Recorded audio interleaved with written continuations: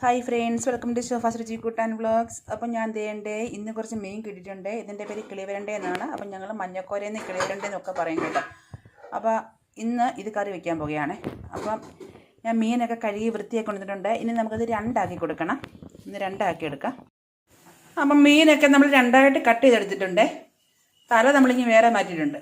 തലയും പിന്നെ ഒരു മീനും എടുത്തിട്ടുണ്ട്. ഇത് നമുക്ക് വറക്കാം. അപ്പം അതിനായിട്ട് ഇഞ്ചി, വെളുത്തുള്ളി, പുളി, അതേപോലെ ചുവന്നുള്ളി 2-3 കഷ്ണം ചുവന്നുള്ളി അരിഞ്ഞെടുത്തിട്ടുണ്ട്. പിന്നെ അതേപോലെ 2 ചെറിയ തക്കാളി ഇതേപോലെ ക്രഷ് ചെയ്തെടുത്തിട്ടുണ്ട്. പിന്നെ കുറച്ച് കറിവേപ്പില. ഓക്കെ. അപ്പോൾ അതേണ്ട നമ്മൾ ചട്ടിയൊക്കെ വെച്ച് കൊടുത്തിട്ടുണ്ട്. ചട്ടി ചൂടായിക്കൊണ്ടിരിക്കുകയാണ്. ചൂടായി കഴിഞ്ഞ ശേഷം നമുക്ക് അതിലേക്ക് വെളിച്ചെണ്ണ ഒഴിച്ചു കൊടുക്കാം. ചട്ടി നന്നായി ചൂടായിട്ടുണ്ട് കേട്ടോ. അപ്പോൾ നമുക്ക് വെളിച്ചെണ്ണ ഒഴിച്ചു കൊടുക്കാം. വെളിച്ചെണ്ണ ചൂടായി. ഇതിലേക്ക് നമ്മൾ കടുക് ഇടുന്നില്ല. വെളുത്തുള്ളി ഇട്ട് കൊടുക്കാം. ഇഞ്ചി, ചുവന്നുള്ളി അരിഞ്ഞത് നമുക്ക് നന്നായിട്ടൊന്ന് വഴറ്റിയെടുക്കാം. കുറച്ച് കറിവേപ്പില കൂടി ഇട്ട് കൊടുക്കാം.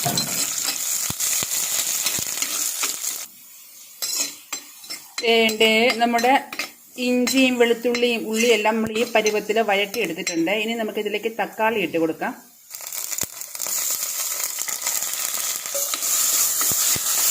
തക്കാളി നമുക്ക് നന്നായിട്ടൊന്ന് വഴറ്റിയെടുക്കണം. വഴറ്റി നമ്മുടെ എണ്ണയൊക്കെ തെളിഞ്ഞതിന് ശേഷം അതിലേക്ക് മുളക് പൊടി ഇട്ട് കൊടുക്കാം. തക്കാളി നന്നായിട്ട് നല്ല വെന്ത് ഉടഞ്ഞ് നല്ലതായിട്ട് വഴണ്ട് വന്ന് എണ്ണയൊക്കെ തെളിഞ്ഞ് വരണം.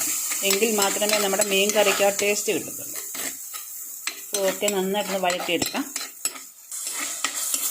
അങ്ങനെ നമ്മുടെ തക്കാളിയൊക്കെ നന്നായിട്ട് വഴന്ന് വന്നിട്ടുണ്ട്.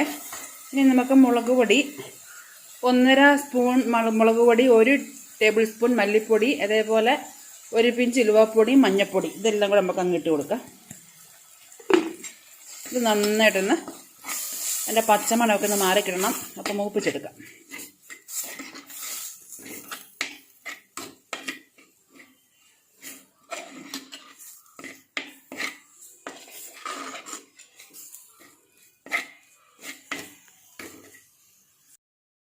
ഇനി നമുക്ക് കുറച്ച് വെള്ളം ഒഴിച്ച് കൊടുക്കാം. കുറച്ച് വെള്ളം നമ്മൾ ഒഴിച്ച് കൊടുത്തിട്ടുണ്ട്. നന്നായിട്ടൊന്ന് മിക്സ് ചെയ്തെടുക്കാം.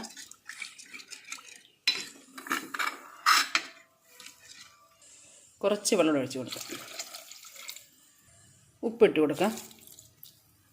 ഇനി നമുക്ക് എടുത്ത് വെച്ച പുളിയും കൂടെ ഇട്ട് കൊടുക്കാം. ഇനി നന്നായിട്ടൊന്ന് മിക്സ് ചെയ്തെടുക്കാം. മിക്സ് ചെയ്തെടുത്ത് നമ്മൾ തിളച്ച് വരുമ്പോൾ നമുക്കതിലേക്ക് മീനിട്ട് കൊടുക്കാം.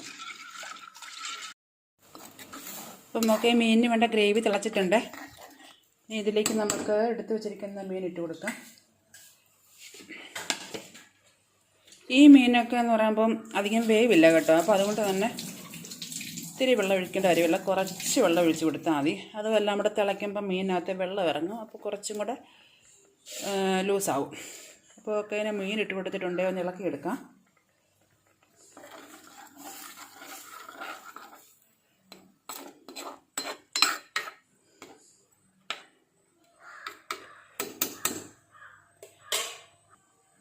ഇനി അടച്ചു കൊടുക്കാം. തിളച്ചതിന് ശേഷം നമുക്ക് ചെറിയ തീയിലാക്കി കൊടുക്കണം. ചെറിയ തീയിൽ ഒരു 7 മിനിറ്റ് ഇരുന്നാൽ മതി. അപ്പോഴത്തേക്ക് നമ്മുടെ മീൻ റെഡിയാകും. ഓക്കെ, അപ്പോൾ നമുക്ക് വെന്ത് കഴിഞ്ഞതിന് ശേഷം നോക്കാം.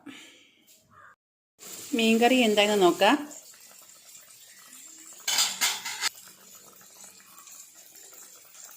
നമുക്ക് മീൻ കറിയുടെ ഉപ്പും ഒക്കെ നോക്കാം. പുളിയും ഉപ്പൊക്കെ ഉണ്ടോ നോക്കാം. ഓക്കെ, ഉപ്പും പുളിയൊക്കെ കറക്റ്റാണ് കേട്ടോ. നമ്മുടെ മീൻ പറ്റിയിട്ടുണ്ട്. അതിന് നമുക്ക് കുറച്ച് കറിവേപ്പില കൂടി ഇട്ട് കൊടുക്കാം. നമ്മുടെ ചട്ടി എടുത്തൊന്ന് ചുറ്റിച്ച് കൊടുക്കണം. അപ്പോൾ ഓക്കെ, ഞാൻ ഒന്ന് ചുറ്റിച്ച് കൊടുക്കട്ടെ. ഞാൻ തന്നെ വീഡിയോ എടുക്കുന്നത് കൊണ്ട് അത് കാണിക്കാൻ പറ്റത്തില്ല. മീൻ കറി റെഡി ആയിട്ടുണ്ട്. ഇനി നമുക്ക് സ്റ്റവ് ഓഫാക്കി കൊടുക്കാം. നമുക്കിതിലേക്ക് വേണമെന്നുണ്ടെങ്കിൽ പച്ച വെളിച്ചെണ്ണ ഒഴിച്ച് ഒരു അല്പം നേരം അടച്ച് വെക്കാം കേട്ടോ.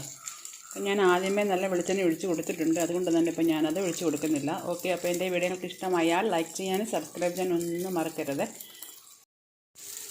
മീൻകറി ഓഫാക്കി കൊടുത്തിട്ടുണ്ട്. ഇനി നമുക്ക് ഇതൊന്ന് അടച്ച് വയ്ക്കാം. അടച്ച് വെച്ച് നമുക്ക് ചോറൊക്കെ വിളമ്പാൻ നേരത്തേക്ക് നമ്മുടെ മീൻകറി തണുത്ത് നല്ല സെറ്റായിട്ടിരിക്കും. ഓക്കെ, അപ്പം നാളെ കൂട്ടാൻ നല്ല അടിപൊളി ടേസ്റ്റാണ് ഈ കറി കേട്ടോ.